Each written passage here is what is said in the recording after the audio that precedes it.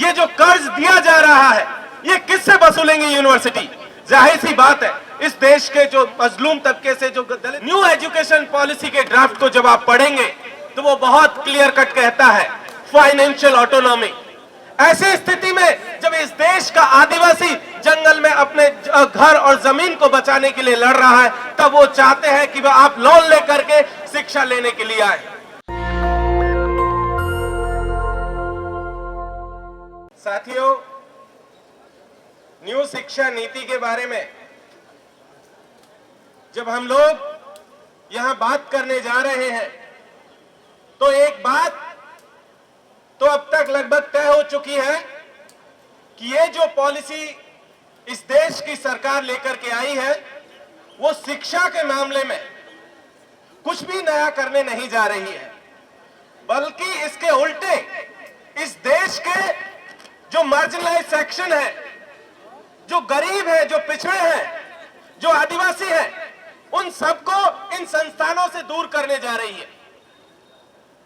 ये पॉलिसी का पूरा डॉक्यूमेंट जिस प्राइवेटाइजेशन की वकालत कर रहा है उसकी एक बानगी हम आपको आज बताते हैं। अभी मैं दिल्ली विश्वविद्यालय से आ रहा हूं, वहां हमारी एक परिचित आई हुई थी अपने बच्चे को लेकर के, अपने पति के साथ में, उनकी सास भी थी क्योंकि बच्चा बहुत छोटा था, उसको लेकर के आई हुई थी। जयपुर से चल करके आई थी और इसलिए आई थी कि उसकी फेलोशिप नहीं मिल रही है। वो 1.5 साल में दूसरी दफा यूनिवर्सिटी आई थी अपनी रिसर्च के सिलसिले में कि किसी तरीके से उसकी फेलोशिप चालू हो जाए तो वो लगातार यहां पर आ सके या यहां रह करके अपनी पढ़ाई को जारी कर सके। लेकिन 1.5 साल में सिर्फ उसका दूसरी बार आना यहां पर हुआ, और वो भी अपने बच्चे, अपने पति और अपनी सास के साथ में, क्योंकि वो उसे अकेला नहीं छोड़ने देना चाहते।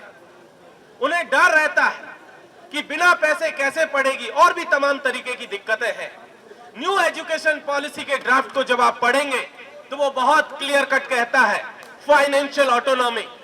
जब फाइनेंशियल ऑटोनॉमी की वकालत जब शुरू होती है तो आप याद कीजिए, पिछले हफ्ते हरियाणा सरकार ने अपनी यूनिवर्सिटीज को 153 करोड़ का कर्ज दिया था, और उन्होंने कहा था कि अगर आपको एजुकेशन देनी है तो ये कर्ज लीजिए, और ये कर्ज आप जब भी वापस कर सकते हैं, समय से पहले वापस कर दीजिएगा।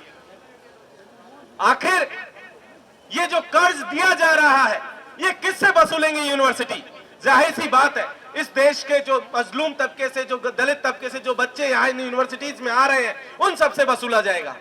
और जो लोग नहीं दे पाएंगे वो बाहर हो जाएंगे, या फिर आप लोन लेकर के पढ़ाई कीजिए।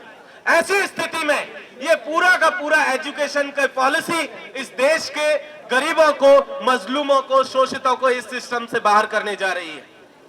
ये एजुकेशन पॉलिसी का ड्राफ्ट कहता है कि इसमें जो है आपको ऑनलाइन शिक्षा दी जाएगी। ऑनलाइन शिक्षा का बहुत क्लियर कट मतलब है, ये मॉडल विदेश से लाया गया, अमेरिका, यूरोप और अलग अलग जगहों पर चलता था। इन्हें लगा कि शायद यहां भी चल रहा है, हमारे देश में भी चल जाएगा, और कट कॉपी पेस्ट करके उसको यहां ले आया गया। लेकिन हम जानते हैं कि इस देश के हालात किस तरीके के हैं, इस देश के इंस्टीट्यूशंस के हालात कैसे हैं, इस देश की आर्थिक स्थिति कैसी है। इस देश के गरीबों की स्थिति जब देखेंगे तो पता चलेगा कि 2/3 से ज्यादा आबादी गरीबी रेखा से नीचे जीवन जी रही है। वो कैसे अपना मोबाइल का इंतजाम करेगा, इंटरनेट और कंप्यूटर का इंतजाम करेगा, हम जानते हैं। और जब वो इंतजाम नहीं कर पाएगा तो होगा ये कि वो इन इंस्टीट्यूशन से बाहर हो जाएगा।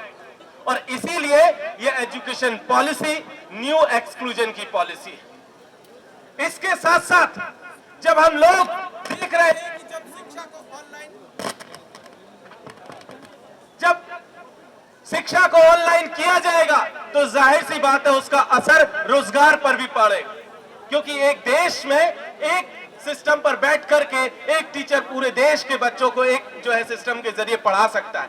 ऐसे में रोजगार के जो हालात होंगे वो हालात हमारे सामने जिस तरीके की स्थितियां हैं, आने वाले दिनों में न्यू एजुकेशन पॉलिसी के जरिए ये रोजगार को भी खत्म करने जा रहे हैं। एक ऐसे दौर में जब बेरोजगारी अपने चरम पर है, आजादी के बाद अगर आज की तारीख में हम लोग देखें तो जो है बेरोजगारी अपने रिकॉर्ड पर है। पिछले दिनों जो रिकॉर्ड डेटा आया वो डेटा कहता है कि इस देश के 45 करोड़ से ज्यादा लोगों ने रोजगार पाने की जो उम्मीद है वो उम्मीद को छोड़ दिया।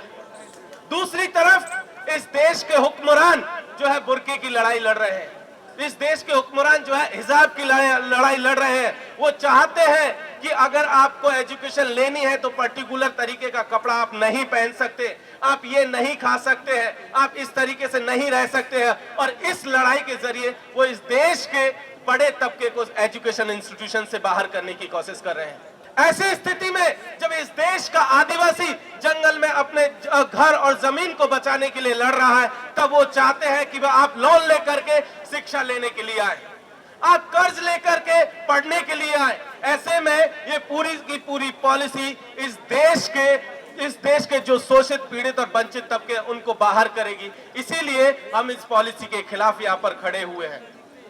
ऐसे में मैं अपनी बात को खत्म करते हुए बस इतना ही कहूंगा कि अगर ये पॉलिसी वापस नहीं होती है तो ये जान लीजिएगा कि जो चीजें हमें दी गई थी, जो हिस्सा अभी तक हमें मिला था, वो हिस्सा भी छिनने जा रहा है।